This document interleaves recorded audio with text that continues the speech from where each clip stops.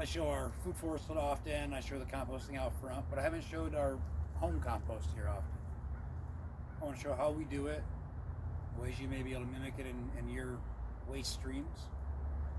I'm going to digress for a minute. I'll get your attention, but I was just thinking about how we're going to look at some of these materials in here. I'm a soil geek, and I always talk about waste streams and then how we cycle these nutrients. A forest is always cycling nutrients, using those giant solar collectors, dropping those leaves, cycling those nutrients, and so on. But we're doing the same thing here. I look at 2-year-old squash I have in here, some dehydrated squash soup, some blueberries I'd forgotten for months in there, our eggshells, all the food that we grow and consume here. But how many times has that been recycled in this system? Even to the worms, and the worms are in multiple composts, the ones up front, feeding the ducks and the chickens, supplementing their diet. So the more we learn to catch and store that energy, as we talk about permaculture, in its many forms, one of them is all that organic matter. That organic matter is energy. It's that carbon and that nitrogen. So we're making a compost pile. We have the carbon, which is these wood chips, this old compost, got some carbon left in it. The straw's got some compost in it. The straw has some carbon in it, and more carbon in it.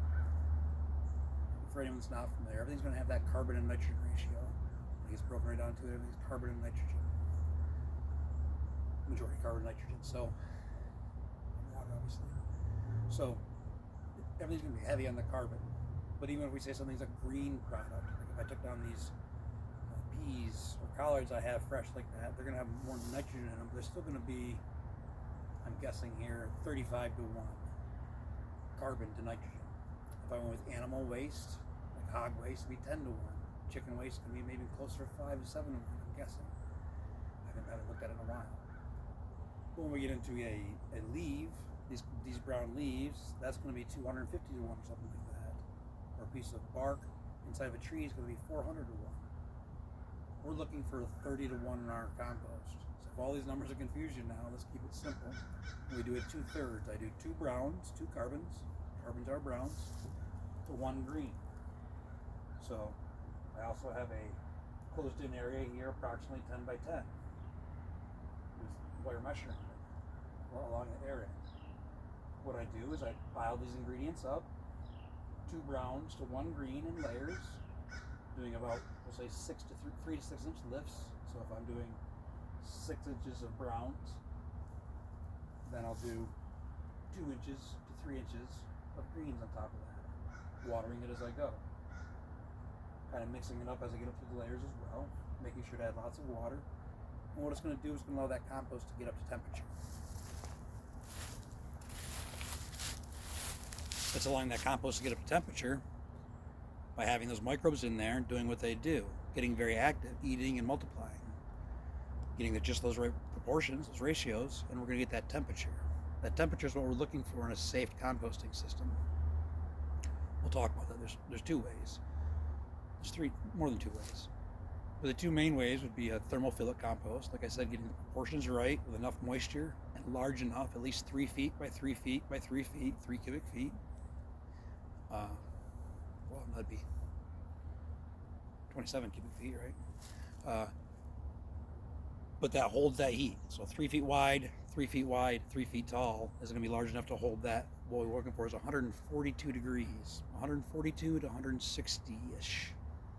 Not overcomplicating this, these are the basics. So browns, greens, 2/3 ratio is going to give us approximately 30 to 35 browns, carbon, to 1 green, nitrogen.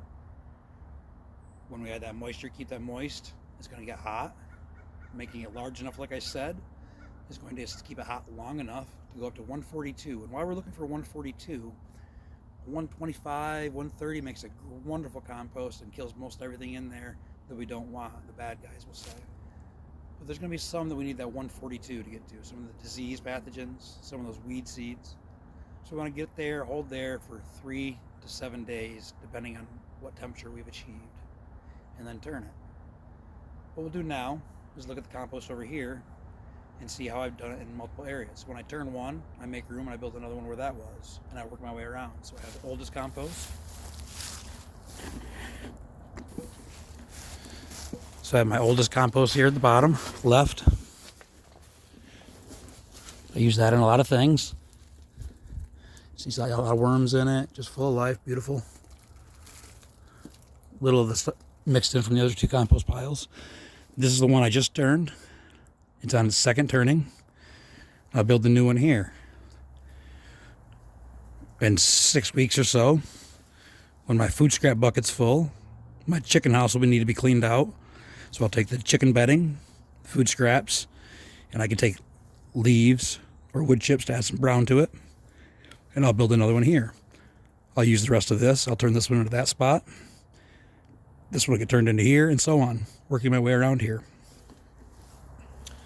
Hope it all makes sense. I'm George. This is the bones of Fat Ninja Food Forest. Change to be better than holiday. Peace.